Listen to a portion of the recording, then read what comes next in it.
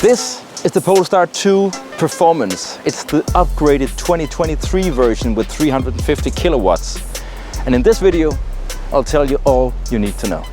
The Polestar 2 is a reasonably practical family car. It has a big booth, and when upgraded with the performance package, it also comes with yellow seatbelts that matches the yellow brake calipers from Brembo that has 4 pistons. It has lots of performance and some details that I'll get into in just a moment.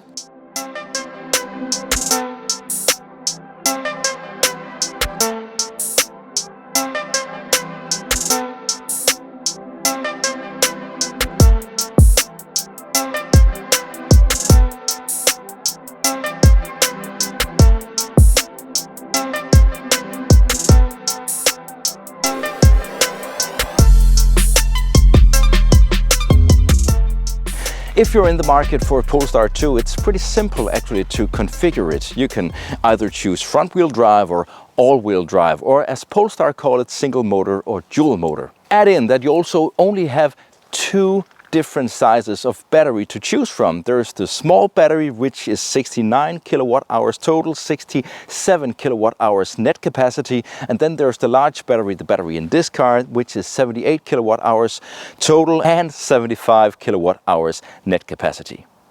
A Polestar like this always use permanent magnet motors both on the front and the rear axle. And normally a dual motor version like this one would put out 300 kilowatts. That's equivalent to 408 horsepower. But the upgraded model like this one, the 2023 model, is buffed up to a 350 kilowatts, and that's equivalent to 476 horsepower. Actually, it's done purely through software. So if you have an older performance 4-wheel drive Polestar 2, you can actually just buy the software and voila, you just made yourself 68 horsepower. A car like this doesn't come standard fitted with a heat pump. To get that, you'll need to buy the Plus package, and that includes a lot of other nice stuff like Harman Kardon and panoramic roof, stuff like that. So pretty expensive. It also doesn't come standard with an adaptive cruise control. And if you want that, you'll have to buy the Pilot Lite package, which also includes a bunch of other nice to have gimmicks. But when these 2 packages, well, actually here in Denmark, is the only packages that you can buy for this car besides the performance package, I'll get into that in a moment, then that's going to set you back quite a big amount of money. Of course, it's pretty important to say that that's how the things are here in Denmark, where I'm living. But I was just checking some other markets, and it looks like it's the same. But check out Polestar's website, just to be sure. Well, the design on the Polestar 2 is very Scandinavian. Extremely clean lines, and as I am a Scandinavian, I'm a fan. There's no question that the DNA of this car has a lot of Volvo in it. Check out the headlamps. You know, these lines are called Thor's hammer. Thor was a Nordical mythical god of thunder, and he had a hammer. Oh well, the Polestar 2 Performance is basically a Polestar 2 dual motor long range, which has got the performance package. It always has the big battery, that's 78 kilowatt hours total capacity, 75 kilowatt hours net capacity. But there's a lot more to it than just performance enhancement. For example, the suspension on this car is not just a sporty suspension. No, it is a sporty suspension, but it's from a Swedish company called Öhlins. And if you know just a little bit about motorsport, that's pretty much the top of the line suspension, something of the best money can buy. This Öhlins suspension is manually adjustable, and that means that you actually have to turn the wheels all the way out, and then you can put your hand in and you can turn a little knob, and it's like 20 steps, and from step 1 it just gets harder and harder. And in the rear you'll have to remove 9 screws, remove some of the inner lining, get your arm in and actually just count the steps on the knob in the top of the damper that's in the rear, and then you can adjust it. So, well, that's not something that you'll get doing a lot of times. You can though go to Polestar and get it done for a reasonable price. That's one of the things you get. That's this manually adjustable Öhlins suspension, which is really nice. Another thing you get is this 20-inch alloys. And that's also not just 20-inch alloys. These are forged alloys. And that's a lot different than the casted wheels that you and I normally would drive. Well, I don't know what you normally drive, but normally what you find on cars are casted wheels. The cons and pros with casted wheels, well, the casted wheels will save you 1.2 kilogram in each corner. And that can seem like a lot, but it actually has a lot to say when you're talking acceleration, braking, handling and turning. So that's actually a big deal.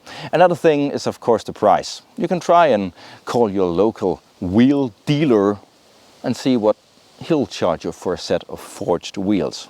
They ain't cheap.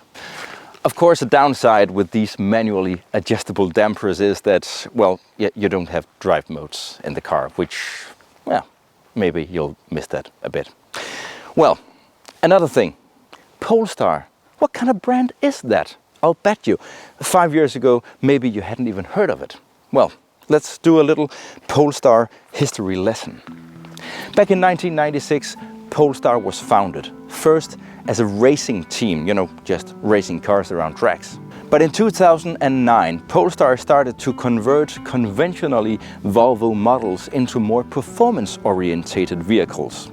And in 2010, Volvo was sold to the Chinese company Geely. And that meant that the Volvo HQ stayed back in Sweden, but all production of Volvo cars was moved to China. And in 2018, Polestar released their first car, the Polestar 1. It was a 600 horsepower plug-in hybrid, but actually just with a 2-liter 4-cylinder banger in the front. And in 2020, Polestar came up with their second car, the Polestar 2. A fully electric car, and that's where history catches up with me now. The Polestar 2 is built on a platform developed by Volvo and Geely called CMA. It stands for Compact Modular Architecture. This platform is very flexible. It does all kinds of drivetrains like diesel, petrol, hybrids and of course fully electric cars. Besides that, the platform is also used to a lot of other cars from Geely. That could be the Volvo XC40, the C40, but also cars like Lynk & Company.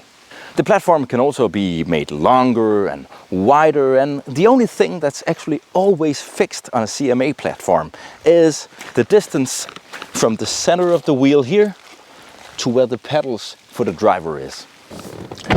When you get into the Polestar 2, the first thing you realize is that all these Scandinavian clean lines, they just continue in this very enjoyable space. It's almost like a cockpit, you know, very tight and definitely not the most effective way to use up the space in the car, but you really get a nice feeling of sitting here. It's very cockpit-ish.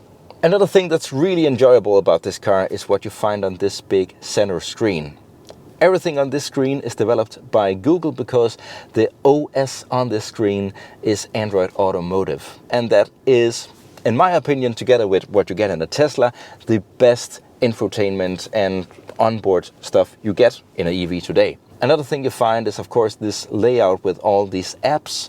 And you can download more apps, as you can do to your Android smartphone. But what I want actually to talk about is the navigation system. It's Google Maps. It's maybe the best navigation in the world. And besides that, there's also a layer more that gives you a lot of extra features when you're driving an EV. For example, if you're going on a long journey and you put in your end destination, the car will find out by itself if you'll need to charge. But besides that, it'll also tell you how much state of charge you will arrive to your charging station or your end destination with. And that means that going on a long journey with an EV, it's just a walk in the park. Because you're no longer looking at your current state of charge, how much power you have on the battery. You'll just look how much does the car tell me that I will arrive with. And then of course you'll say, yeah, but if I'm going on the German Autobahn, for example, there's a lot of places where you have free speed limits. Yeah, but these numbers, the state of charge that the car estimates you'll arrive with is dynamic. So the faster you go, it'll start adjusting that number. And then it's still very easy to drive with. And yeah, I've driven a couple of very long journeys with an EV, with this system or something equivalent. You get it also in a Tesla, of course, but as time goes, also in a lot of other cars, and this is just a great, great feature to have. Well, you'll find a lot of other really great things on this screen, but go to a dealer and check it out yourself. Let's go in the back, because there's also something to talk about. When you get into the rear of the Polestar 2, well, that's where the car is not so impressive. The space for me, it's very fine, but I'm just 1 meter and 76 centimeters, so yeah, I'm not the biggest guy. But besides that, there's another thing that's, yeah, it's a nice quality leather, stuff like that. The car seems to be assembled both in and out, very nice actually.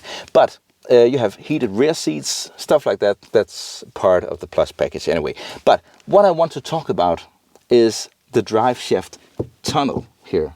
And that's of course because the platform this car is built on is made so you can put any drivetrain in, and then of course there has to go a drive shaft or a exhaust pipe, stuff like that has to pass here.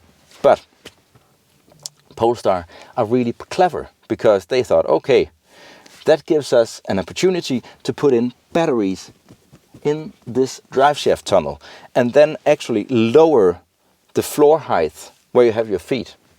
And that's pretty genius, because if you sit down in the rear seats of, for example, a Tesla 3, you will, almost have your knees up at your ears, because the battery is in the floor. But here they did it so, well, you sit actually okay in the rear. But of course, there's not a lot of space behind here.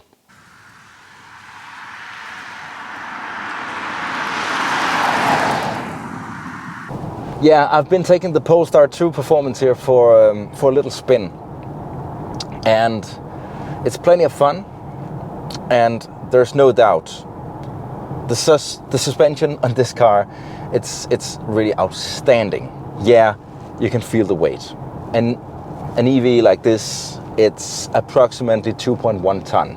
The Polestar 2, it's a little under 2 tons for the small battery front wheel drive version, and the all-wheel drive version like this one, it's a little over 2.1 tons. So it's a pretty heavy car and you can feel it, but it's still agile, it's fun to drive, and also engaging.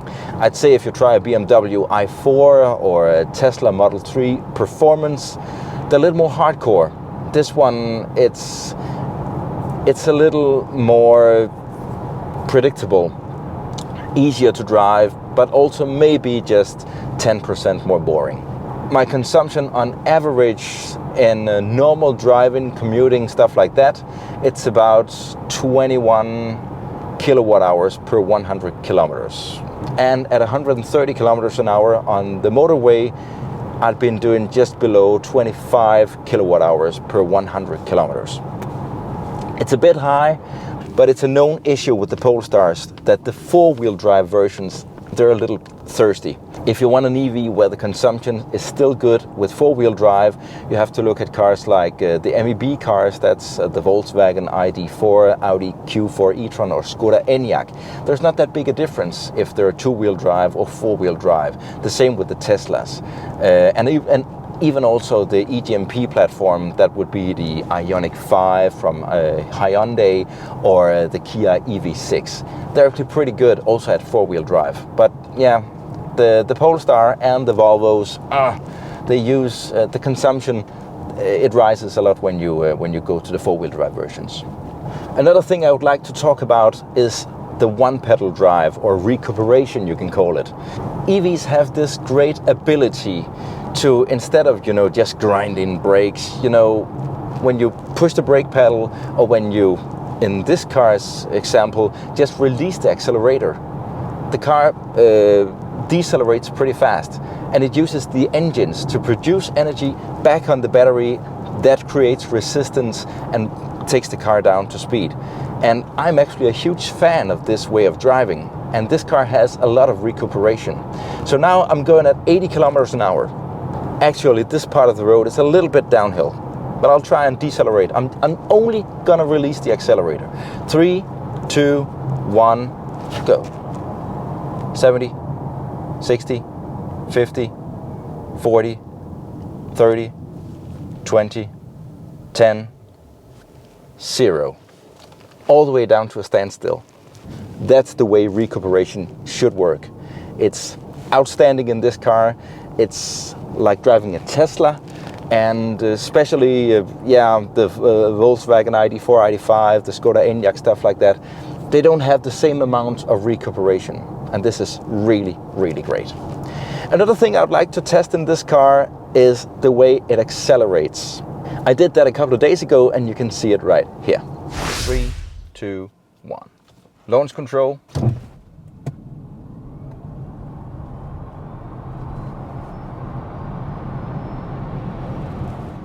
The Polestar 2 impresses by maintaining most of its performance even at a low state of charge.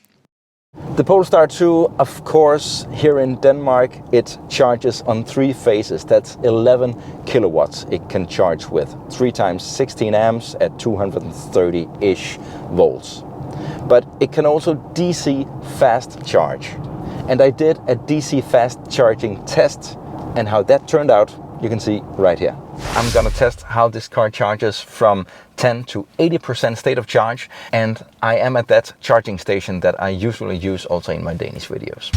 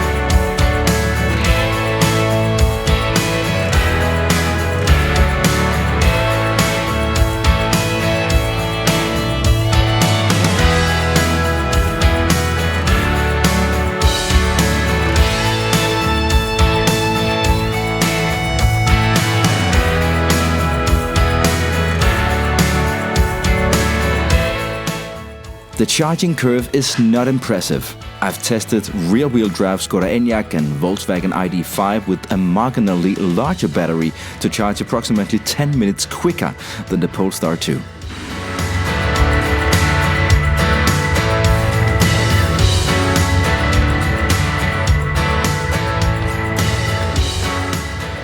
Now I've been driving this Polestar 2 Performance for 2 weeks. And what do I think? I think that this is a brilliant car.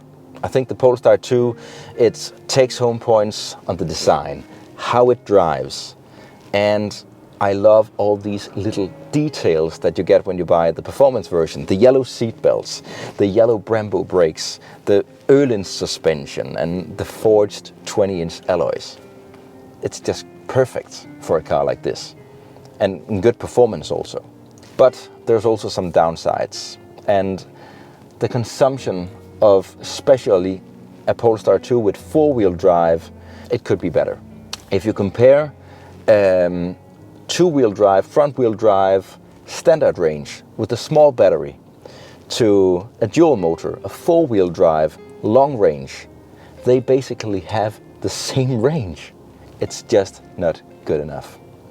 So if I was to buy a car like this, I'd either go for a 2-wheel drive version. I would, if it's possible, not in every market, but here in Denmark you can buy the 2-wheel drive with the large battery. It's called a long-range single motor version. It gives you the longest range. And I think that was the car I'd go for, or I would go for this one. The performance with all the extras. But it also becomes a bit pricey, especially because if you want a heat pump and if you want adaptive cruise control, those are 2 pretty essential things in my book. That means that you actually have to fully spec the car. You'll have to buy the Pilot Lite package, you'll have to buy the Plus package just to get those 2 options. And if you spec a car like this to the max, it's actually, well, here in Denmark, it's actually more expensive than, for example, a Tesla Model Y Performance. which is also definitely a very good EV. Thanks for watching this much of this video. If you like the video, please leave a like and subscribe if you would like to do that. And you can leave a comment below. I hope to see you again on this channel. Take care. Bye.